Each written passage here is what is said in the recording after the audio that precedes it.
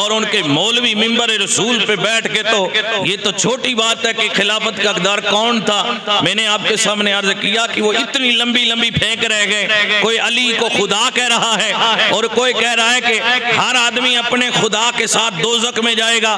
یعنی جو بتوں کی پوجا کرتے گئے اور انہوں نے بتوں کو خدا بنا رکھا ہے وہ سب اپنے بتوں کے ساتھ دوزخ میں جائیں گے. لیکن جو علی کو خدا مان لے گا وہ دوزخ میں نہیں جائے گا, علی کے ساتھ جنت میں جائے گا.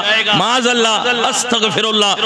اس قسم کے ناپاک جو عقیدے بنائے گئے ہیں, ایسی روایتیں میں اگر آپ کو لگ رہا ہے کہ یہ باتیں میں کوئی عجیب طریقے کی بول رہا ہوں تو آپ جناب آج سوشل میڈیا کا دور ہے, آپ یوٹیوب کھولیے اور پھر لکھیے کہ شیعوں کے کفری عقائد آپ جناب سن کر کے توبہ کریں گے کہ اس میں یہاں تک کہا جا رہا ہے کہ اللہ کو بھی پیدا کرنے والا علی ہے, اللہ کو رزق دینے والا بھی علی ہے. اس قسم کے جو آج من گڑت اور جو موضوع روایتیں اپنی بنائی ہوئی گھر کی گھڑ کر کے اور اپنے مسلک کو ایک طبقے کو فروغ دیا جا رہا ہے, یہ سراسر کفری عقائد ہیں.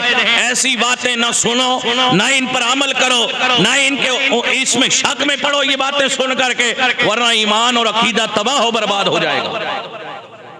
اصل دین کیا ہے اور صحیح عقیدہ کیا ہے میں وہ آپ کے سامنے پیش کر رہا ہوں. کوئی عمل کرے تو ٹھیک ہے, نہ کرے تو جائے, لیکن انشاءاللہ وہ اللہ کی عدالت میں نہیں بچ سکے گا, کیونکہ جناب نوری نے ٹھوک کے قرآن اور حدیث سے سچائی آپ کے سامنے رکھی ہے.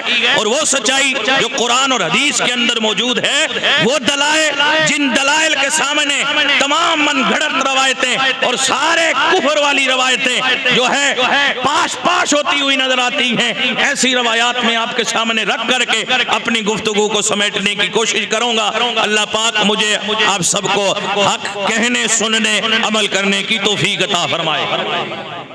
کیوں آج ضرورت کیا پڑی ہے؟ ضرورت اس لیے ہمیں پڑی ہے کہ کوئی ادھر سے آواز دیتا ہے حضرت عمر رضی اللہ تعالیٰ عنہ کے بارے میں بکواس کرتا ہے, کوئی حضرت ابوبکر صدیق پہ تبرہ کرتا ہے, کوئی حضرت عائشہ صدیقہ پہ تبرہ کرتا ہے. لوگوں یاد رکھو, کوئی میرے نبی کے صحابہ کو بھونکتا ہے, کوئی میرے نبی کی ازواج جو امت کی مائیں ہیں ان کو بھونک رہا ہے.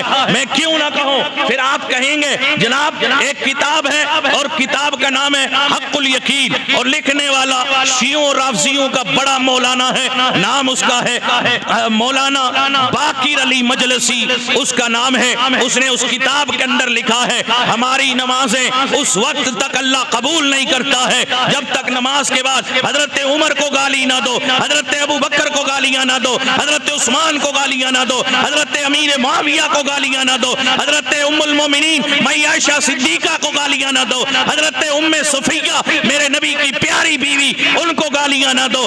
اس وجہ سے کہ حضرت عائشہ حضرت ابوبکر کی بیٹی ہیں, حضرت صفیہ حضرت عمر کی بیٹی ہیں. جب تک انہیں گالیاں نہیں دو گے نمازیں نہیں ہوں گی. لوگوں ہماری نمازیں وہ نہیں ہیں کہ صحابہ کو گالیاں دیں نمازیں قبول کرائیں. ہماری نمازیں وہ ہیں صحابہ سے محبت کریں, اہل بیت سے سچا عشق کریں اور حضور کی غلامی کریں, حضور کی ہر بات پر ہر قول و فعل پر عمل کریں, ہر ادا سے محبت کریں. پھر ہماری نمازیں, ہمارا ذکر, ہماری تلاوتیں, ہمارا درود, ہمارا سلام, ہمارا ہر نیک عمل تب قبول ہوتا ہے جس عمل میں ادب صحابہ بھی ہو, ادب اہل بیت بھی ہو, ادب رسول بھی ہو, ادب اولیاء بھی ہو. پھر ہمارا عمل اللہ کی بارگاہ میں قبول ہو جاتا ہے.